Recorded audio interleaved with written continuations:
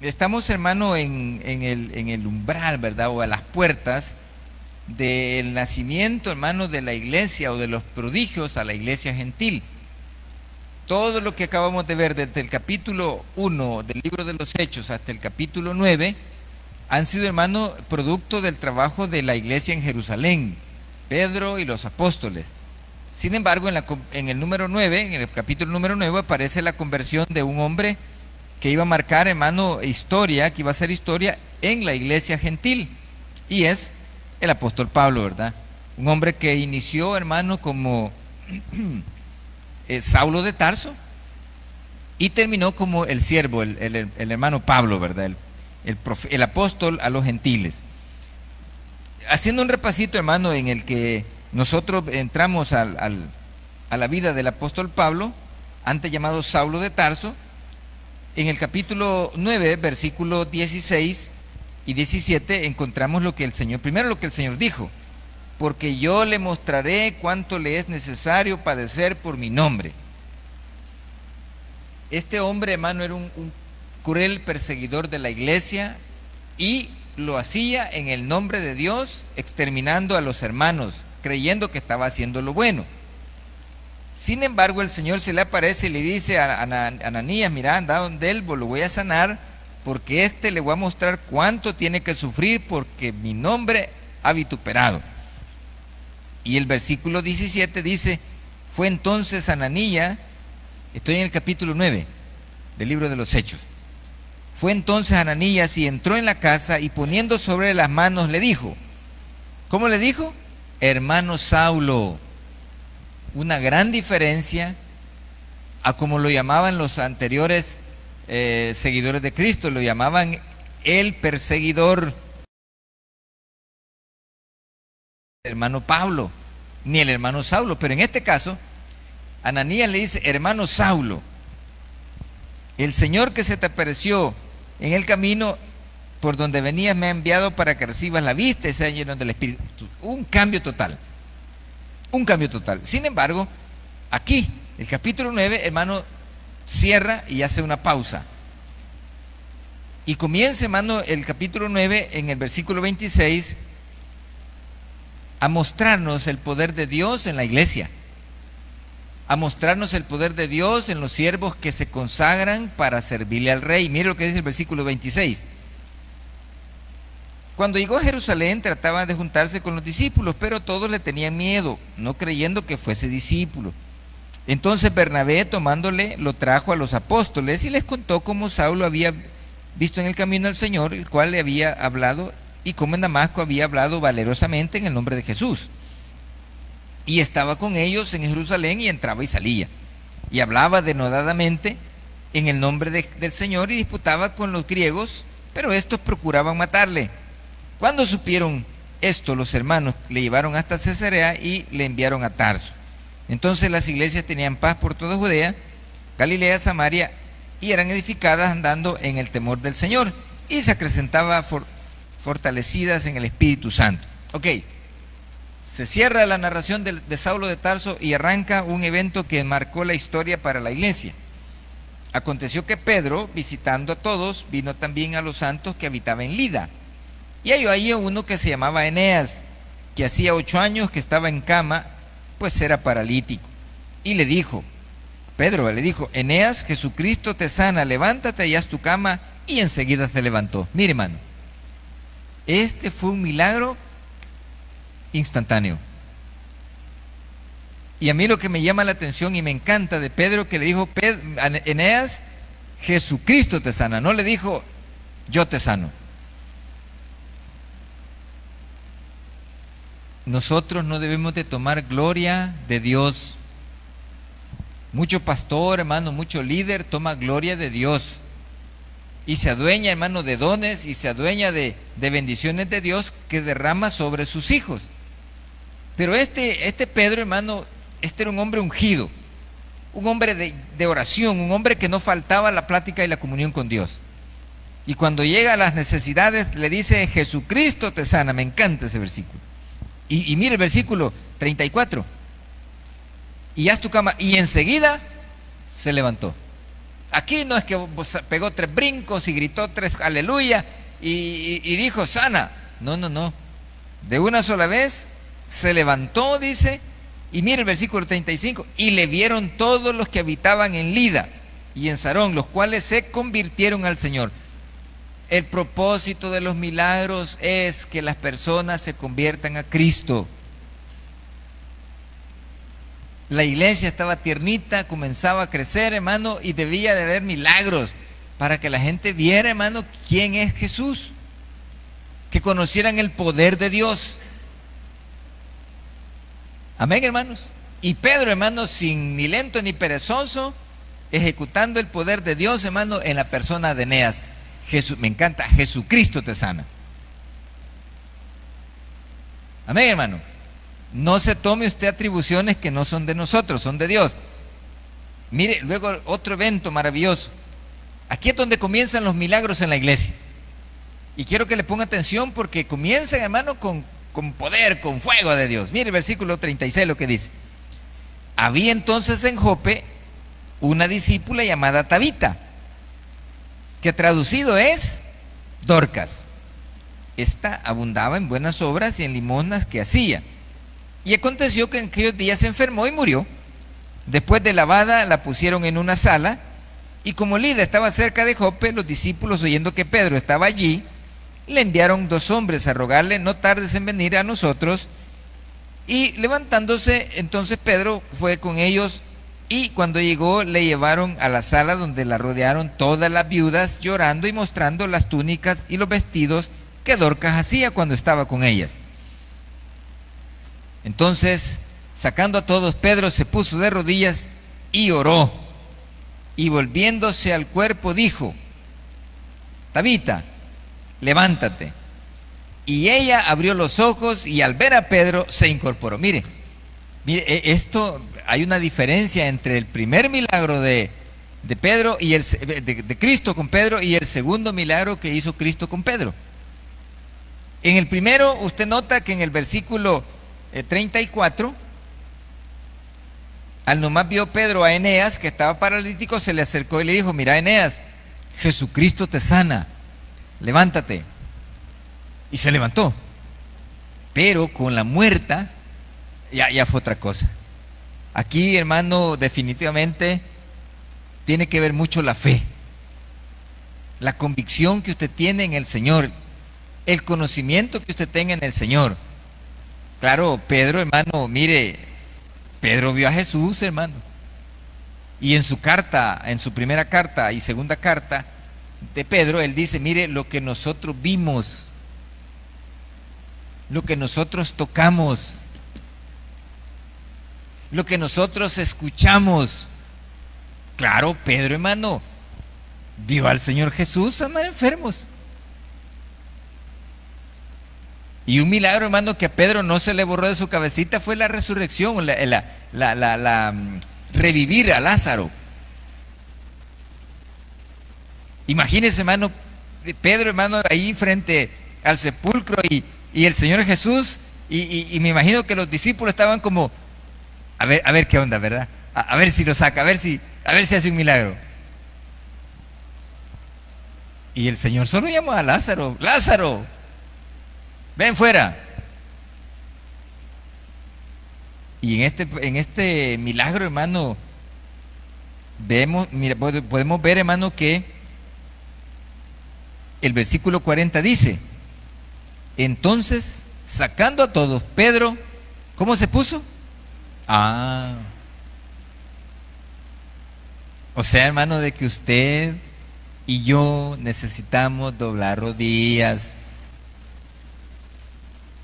Miren, es que nosotros somos del Taber, somos bautistas. Pero hay cositas que nos hacen llorar, hermano. Hay cositas que debemos de doblar rodillas, hermano. No es lo mismo, hermano, tomarse una pastilla porque usted se la toma y sabe que le va a servir, a que el médico le diga: mire, fíjese que lo vamos a operar. Es que usted lo que necesita es que le arranquen un... hermano, yo le aseguro que muchos empezamos a llorar. Y Pedro reconocía que estaba enfrente de un gran problema. Un muerto. Y dice la Biblia que ya la habían lavado, es decir, ya la habían preparado para enterrarla. Cuando el Señor Jesús levantó a Lázaro, y véalo conmigo, no, para que no estemos hablando en el aire. Váyase conmigo a a Juan, perdón. Evangelio según San Juan, capítulo 11.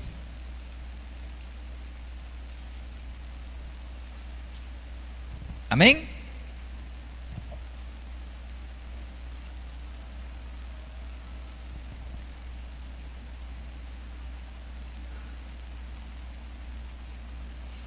¿Ya lo tiene?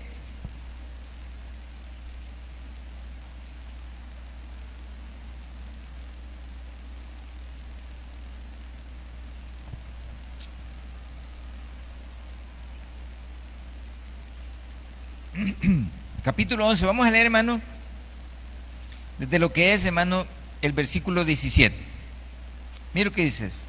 San Juan capítulo 11, 17. Vino pues Jesús y halló que ya hacía ya 4 días que Lázaro estaba en el sepulcro.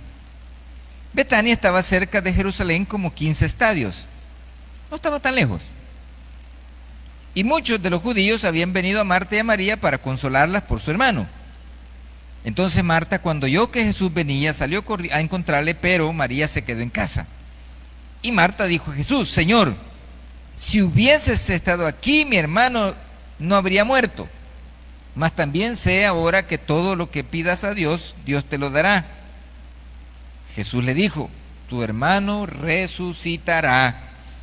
Marta le dijo: yo sé que resucitará en la resurrección en el día postrero. Le dijo Jesús: yo soy la resurrección y la vida. El que cree en mí, aunque esté muerto, vivirá. Y todo aquel que vive y cree en mí, no morirá eternamente. ¿Crees esto? Él le dijo: sí, Señor, yo he creído que tú eres el Cristo, el Hijo de Dios, que has venido al mundo. Habiendo dicho esto, fue y llamó a María, su hermana, diciéndole en secreto: el Maestro está aquí y te llama. Ella, cuando lo oyó, se levantó deprisa y vino a él. Jesús todavía no había entrado en la aldea, sino que estaba en el lugar donde Marta le había encontrado. Entonces los judíos que estaban en casa con ella y la consolaban, cuando vieron que María se había levantado deprisa y había salido, la siguieron diciendo: va al sepulcro a llorar allí. María, cuando llegó a donde estaba Jesús, al verle se postró a sus pies diciéndole: Señor, si hubieses estado aquí, mi hermano no habría muerto. La misma expresión que le dijo Marta, le dijo María. Sin embargo, el versículo dice 33, dice: Jesús entonces, al verla llorando, y a los judíos que le acompañaban también llorando, se estremeció en espíritu y se conmovió, y dijo: ¿dónde le pusiste? Le dijeron: Señor, ven y ve. Jesús lloró, dice. Dijeron entonces los judíos: mirad cómo le amaba. Algunos de ellos dijeron: ¿no podía este que abrió los ojos al ciego haber hecho también que Lázaro no muriera? Jesús, profundamente conmovido, otra vez vino al sepulcro. Era una cueva y tenía una piedra puesta encima. Dijo Jesús: quitad la piedra. Marta, la hermana del que había muerto, le dijo: Señor, ¿qué le dijo, man? Léalo lo que dice. Léalo, porque eso quiero que lo analicemos esta tarde. Señor, le dijo, yede ya, porque es de 4 días. Ahí, quédese un ratito. Miren, normalmente, hermano, las personas cuando mueren viejitos, mueren como consumiditos, ¿verdad? Pero una persona cuando muere en la flor de la vida, como estaba Lázaro no estaba viejo, mueren como con cierto, decirle, gordurita, sus músculos están enteros, su cuerpo está sano, y se mueren, hermano, por una enfermedad. Ok, se mueren, se descomponen más rápido, porque el cuerpo nuestro, hermano, después de 1 hora de muerto ya se pone todo tieso. El problema es, hermano, cuando ya pasan otras 24 horas, ya no está tieso, sino que se aguadea. Pierde la rigidez, todo serio, y empieza a aguadearse. ¿Y qué significa? Se comenzó a descomponer. De 2 días, de 3 días, ya no se diga, y de 4 días, Marta tenía razón. ¿Por qué? ¿Por qué le dijo? Ya llegue. No sé cuántos de ustedes han tenido la oportunidad de hueler un perro muerto en la calle, que ya esté descompuesto. A ver, ¿alguien de ustedes ha tenido la oportunidad de hueler un perro muerto en la calle? Eso apesta, hermano. Eso es horrible, un olor que usted rapidito. Imagínese que un cuerpo de un ser humano apesta más, 2, 3 veces más de lo que apesta un perro muerto. Eso es, pero un hedor terrible. Para los días de la guerra, hermano, me tocó toparme con cadáveres de hasta 2 semanas, hinchados, casi a punto de explotar, hermano, a la intemperie.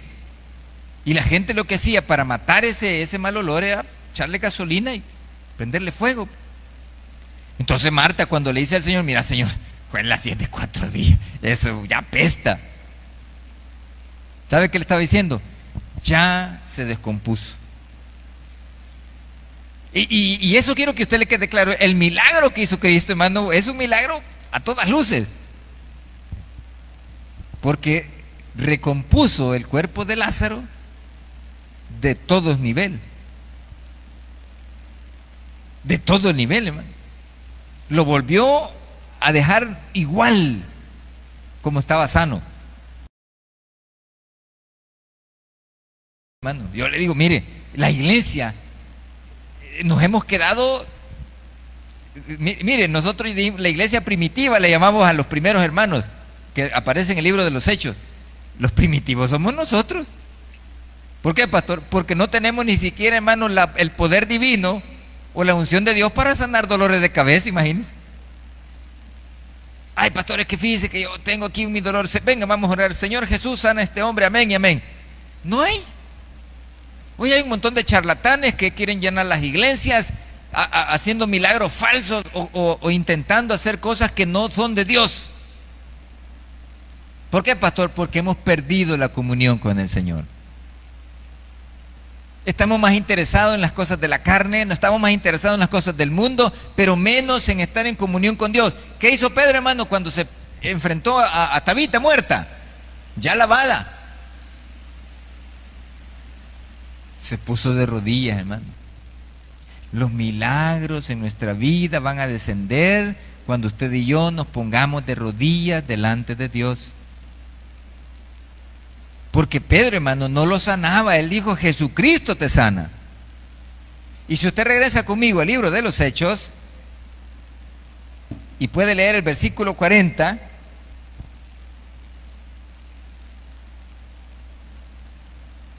dice, entonces sacando a todos, Pedro se puso de rodillas y oró. Míreme acá. ¿Qué es la oración? A ver, ¿quién sabe qué es la oración? Escuela bíblica, ¿qué es la oración? Hablar con Dios. Denle un aplauso, amén. Denle un aplauso. Eso es la oración, hermano.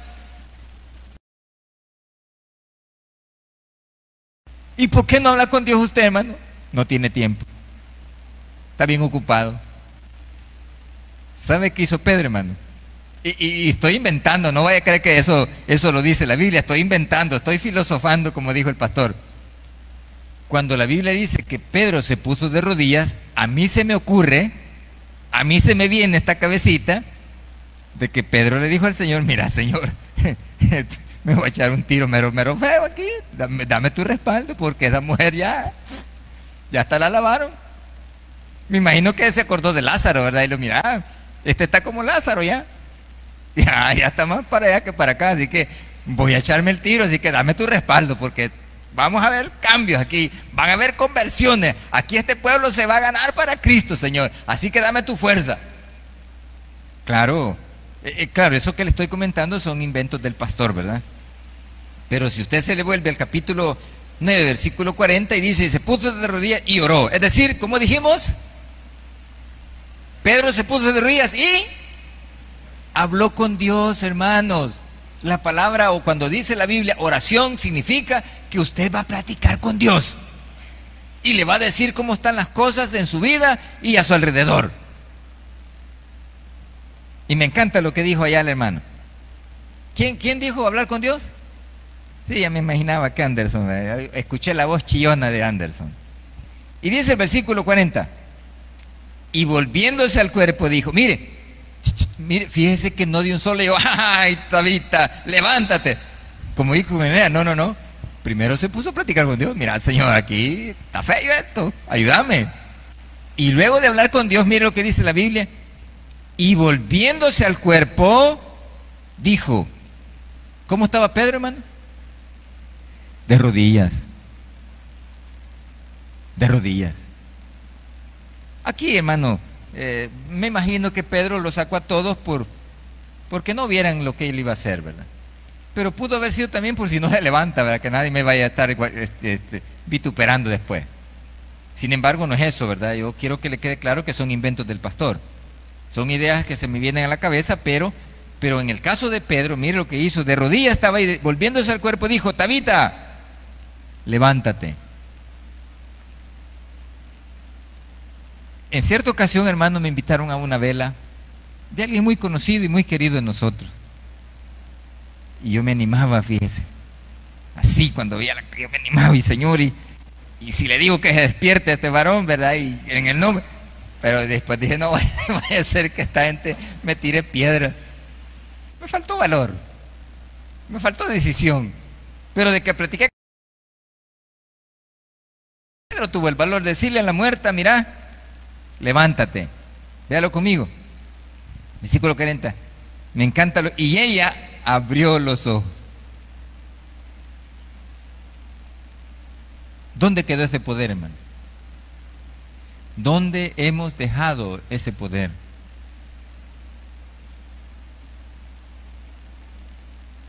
Yo le digo, hermano, en nuestras iglesias hay un montón de gente enferma.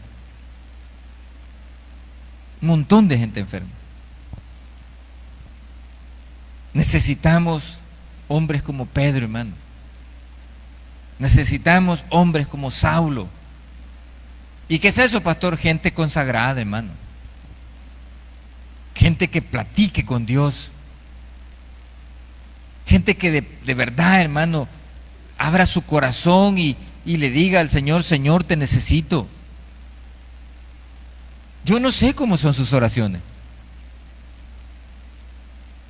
No sé cómo son sus oraciones.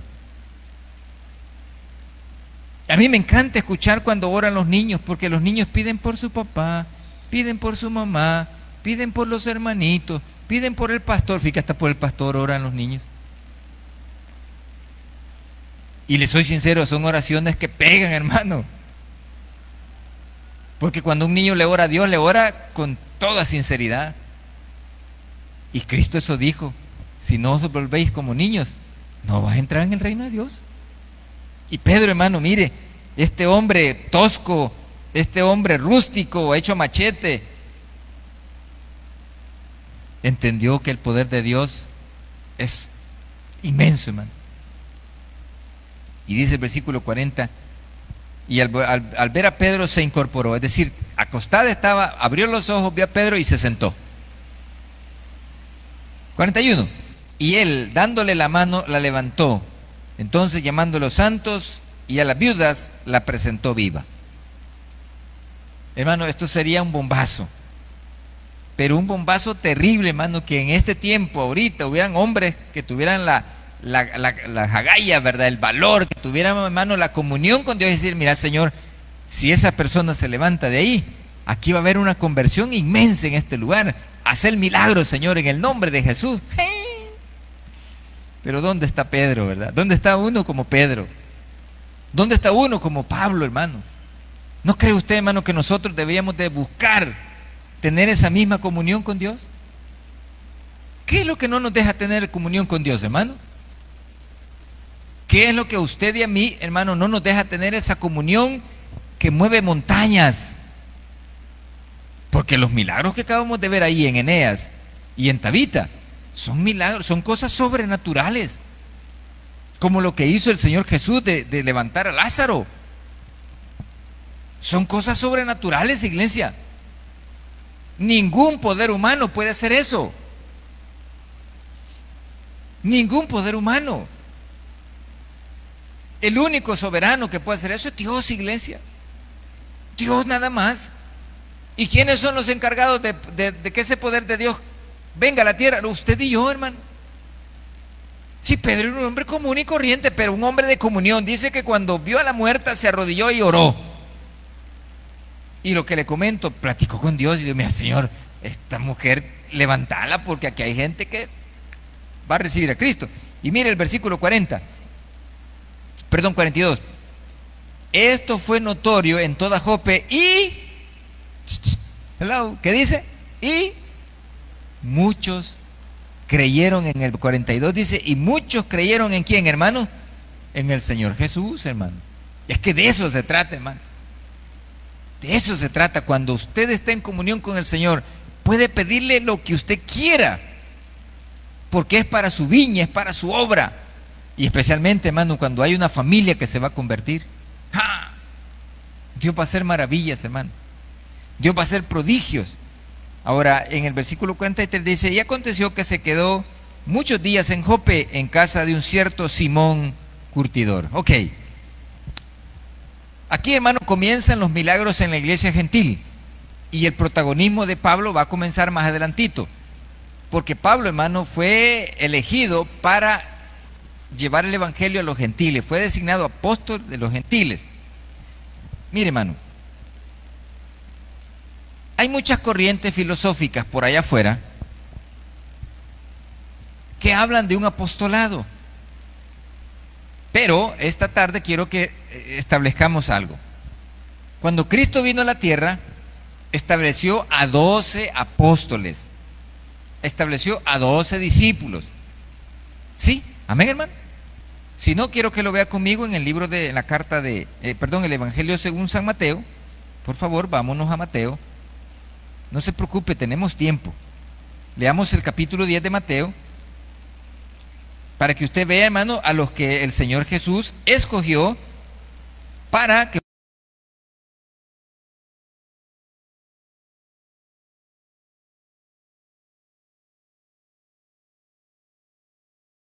llamando a sus 12 discípulos, les dio autoridad sobre los espíritus inmundos, para que los echasen fuera y para que sanar toda enfermedad y toda dolencia.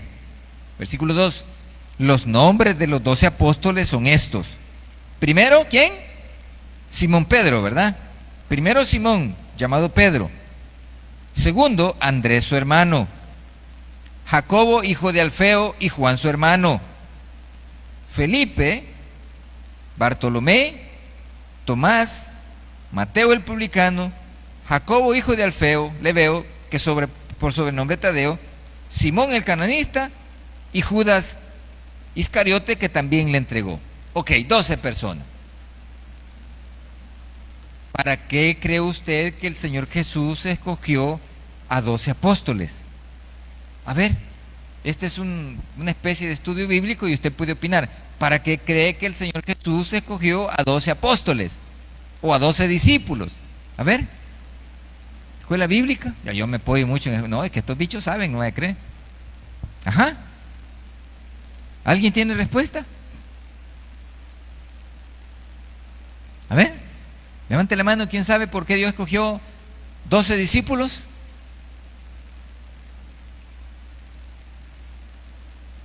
Sí, mano. ¿Perdón? ¿Sí? Sí. Ok. Hermano Edwin dice que Dios escogió a 12 para enseñarles, para que llevaran el evangelio. Pero alguien más que opine. ¿Por qué el Señor Jesús escogió a 12 personas a 12 discípulos. Hombre, yo me imaginé que ustedes ya sabían, hermano. Ahora, váyase conmigo rapidito, porque no quiero dejarlo con, y que por qué, ¿verdad? Y entonces, no, ahí le voy a decir, sí, pero sí los escogió para que llevaran el evangelio, pero, hay otra razón también, hermanos. Váyase conmigo, hermanos, rapidito a lo que es Mateo capítulo 19. Amén. Mateo capítulo 19. Ya vimos los nombres de los 12 apóstoles. Ahora le voy a explicar por qué razón el Señor escogió a 12 discípulos. Mire lo que dice la Biblia. ¿Ya lo tiene, hermano? Mateo 19, vamos a leer el versículo 16 en adelante. Lo vamos a leer despacito para que usted esta tarde anote allí en sus apuntes por qué razón el Señor escogió a 12 discípulos. Que en Mateo 10 está en la lista de los nombres de ellos. Dice: entonces vino uno y le dijo, estoy en Mateo 19, 16, maestro bueno, ¿qué bien haré para tener la vida eterna? Él le dijo, ¿por qué me llamas bueno? Ninguno hay bueno sino solo uno, Dios. Mas si quieres entrar en la vida, guarda los mandamientos. Le dijo, ¿cuáles? Y Jesús le dijo, no matarás, no adulterarás, no hurtarás, no dirás falso testimonio, honra a tu padre y a tu madre, amarás a tu prójimo como a ti mismo. Y el joven le dijo, lo interrumpió, mire, el joven le dijo, todo esto lo he guardado desde mi juventud, ¿qué más me falta? Jesús le dijo, si quieres ser perfecto, anda, vende lo que tienes y dalo a los pobres, y tendrás tesoro en el cielo, y ven y sígueme. Oyendo el joven esta palabra, se fue triste porque tenía muchas posesiones, es decir, el chico era rico. Entonces Jesús dijo a sus discípulos, de cierto os digo que difícilmente entrará un rico en el reino de los cielos.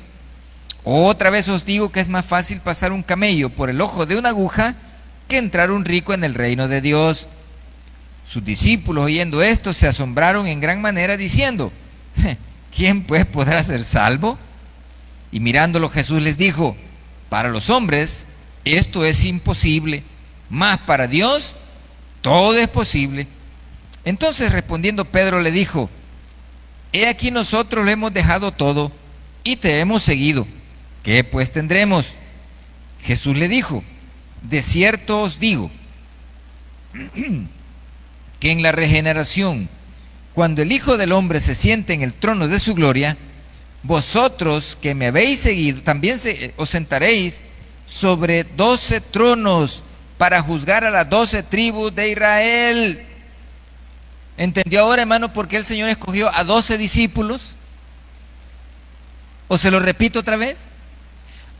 Entonces, estos 12 apóstoles van a gobernar cuando Cristo esté sentado en su trono aquí en la tierra. Y van a estar reinando sobre 12 tronos, uno por cada tribu. Amén, hermanos. Muy bien. Ahora bien, ¿por qué en este tiempo ya no necesitamos más apóstoles? O que alguien se ponga que es el título de apóstol. Porque los apóstoles ya están cabales. Ya los 12 apóstoles ya están cabales. Y entonces, ¿y el apóstol Pablo? Hoy vamos con el apóstol Pablo. El apóstol Pablo no va a tener herencia con las 12 tribus de Israel. El apóstol Pablo es el apóstol a los gentiles, es decir, a nosotros. Y si usted se fija, las 13 cartas o las 13 epístolas o las 13 misivas que el apóstol Pablo escribe a todo el mundo de aquel entonces, son edificación para la iglesia del Señor. Y es de ahí donde nosotros aprendemos que la salvación a los gentiles es un regalo. La salvación al mundo entero es un regalo. Para los judíos es un regalo también. Pero ellos tienen otro protocolo de salvación. Sin embargo, Cristo, hermano, es la división del Antiguo y del Nuevo Testamento, de la ley y de la gracia. Sin embargo, si usted vuelve conmigo al libro de los Hechos otra vez, vamos a entrar al capítulo, después de esa explicacioncita, Vamos a entrar al capítulo 10. ¿Cómo empezó la iglesia gentil a crecer? Y cómo en la iglesia gentil comenzaron a derramarse los milagros.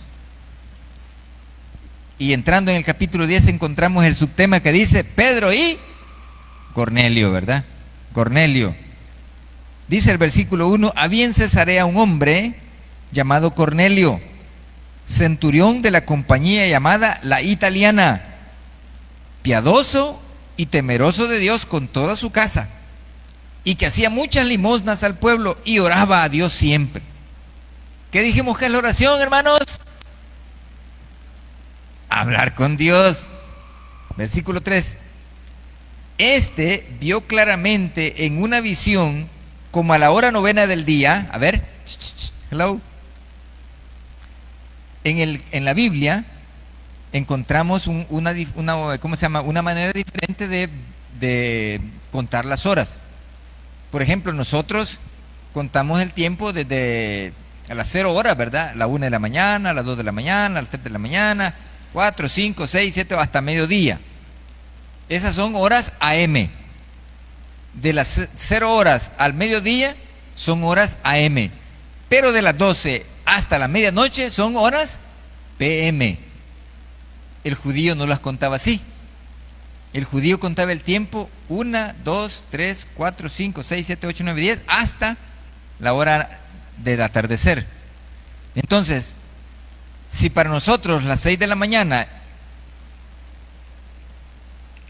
es AM, para un judío las 6 de la mañana sería la primera hora. ¿Sí? Al nomás amanece es la primera hora. ¿A qué hora amanece? A las 6 de la mañana. Dejémoslo ahí. A veces amanece, aparece el sol 5 a las 6, a veces 15 a las 6, dependiendo del cambio de la posición de la tierra. Con referente al sol, hermano, es que hay diferencia de minutos en el amanecer. Ok. Entonces, al nomás amanece, primera hora, que serían las 6 de la mañana. Segunda hora, las 7. Tercera hora, las 8. Cuarta hora, las 9. Quinta hora, las 10. Sexta hora. No, ya me perdí. Primero, es la primera hora, 6, 7, 8, 9, 10, 11. Sí, ¿verdad? Vamos, 11. Sin embargo, hermano, ahí dice que era la hora novena. Veamos entonces. 7, 8, 9, 10, 11, 12, 13, 14, 15. Las 3 de la tarde. Las 3 de la tarde. Entonces Pedro, si nosotros le damos un significado al versículo 3, dice, ¿ya lo tiene? Hechos 10:3 dice, es decir, Cornelio, vio claramente en una visión, como a las 3 de la tarde del día, que un ángel de Dios entraba donde él estaba y le decía, Cornelio. Él, mirándole fijamente y atemorizado, dijo, ¿qué es, Señor? Y le dijo, tus oraciones y tus limosnas han subido para memoria delante de Dios. Nos vamos a quedar ahí, hermano, porque quiero explicarle algo o preguntarle algo. ¿Alguien de ustedes alguna vez ha tenido alguna visión? Estoy hablando cuando esté en oración. ¿Nadie? Fíjese, hermano, que le voy a contar algo que me pasó hace mucho tiempo cuando yo comenzaba en el Evangelio. Extraño esos días, les soy sincero. Nosotros estuvimos, hermano, en una vigilia un día antes. Estuvimos en una vigilia, las vigilias a las que yo asistía antes eran hasta el amanecer. Desde las 8 de la noche hasta las 6 de la mañana. Y resulta, hermano, que un día antes, estoy hablándole un día viernes, tuvimos una vigilia y amanecimos sábado. Y el sábado en la tarde me acosté temprano porque estaba cansado. Pero el domingo, antes que amaneciera, como a las 1:30, 2 de la mañana, tuve que no fue un sueño, sino que fue una visión como la que vio Cornelio. En mi visión pude ver, hermano, que llegaba alguien a la casa. No vi quién era, pero sí llegaba alguien a la casa y tocaba la puerta. Y yo estaba acostado. en mi cama. Y tocaron la puerta otra vez. Y me dijeron, levántate tú que duermes y te alumbrará Cristo, que hay que trabajar, ponete las pilas. Así, hermano, literal. Y me desperté como a las 1 de la mañana. Y cuando vi que las 1 de la mañana y que soñando estoy, y me volví a dormir. A las 5 de la mañana, hermano, me volvieron a tocar la puerta. Pero entonces sí no era visión, eran los hermanos de la iglesia. Me tocaron la puerta y asustado, otra visión, no, y hermano José, ya fue, hermano José, siempre me han dicho hermano José. Y me levanto, me tiro de la cama y voy a ver, eran los hermanos de la iglesia, la gente que andaban en oración, los hermanos de oración. Mi hermano José, fíjese que se ha enfermado el hermano fulano de tal y hoy en la mañana Dios nos levantó para que fuéramos a orar y pasamos a tocarle la puerta a usted para que nos acompañe a la oración. Yo con sueño, hermano. Lo de las 1 de la mañana no me acordaba, porque me desconcentró el que me iban a buscar. Y nos fuimos como a las 5:15, nos fuimos a orar por el hermano y Dios sanó al hermano y comimos bien bonito en la mañana y bien chévere. Con los días yo le conté a uno de los pastores con los cuales predicaba en la iglesia. Y le dije, mi hermano, fíjate que él predicó acerca de las visiones. Y me acerqué y le conté, fíjate que me pasó esto y esto tal día. Me dijo, Dios le tiene algo a usted, me dijo. Dios quiere que usted se prepare porque va a ser una persona muy usada por Dios. Hasta ahí nomás. Eso fue Cornelio, hermano. Yo quisiera, hermano, que usted y yo volviéramos a los tiempos de Pedro, a los tiempos de Pablo, hermano, en donde había, hermano, comunión con Dios, en donde había plática con Dios, en donde cada dolor, hermano, en donde cada problema, en donde cada alegría se la contábamos a Dios. ¿Sí? Ahora, hermano, la iglesia del Señor ya no le cuenta sus cosas a Dios. Hoy se las cuentan al pastor, hoy se las cuentan a los líderes, a los mejores amigos, a las mejores amigas. Por eso, hermano, es que la iglesia del Señor en estos tiempos ha perdido fuerza, hermano, ha perdido poder. Ya no nos dejamos llevar por su Espíritu Santo, ya no nos dejamos guiar por el Señor, hermano, ya nos dejamos guiar por la carne, por nuestros impulsos, por las cosas que queremos. Si tan solo volviéramos a esos tiempos, esta iglesia, hermano, fuera muy bendecida con hombres como Pedro, con hombres como Pablo, con hombres como Bernabé, hermano, que eran hombres entregados y consagrados a Dios. Con todo mi corazón le digo, yo quisiera que aquí en la iglesia se levantaran de esos hombres, con comunión con Dios, con convicción, con amor para su iglesia.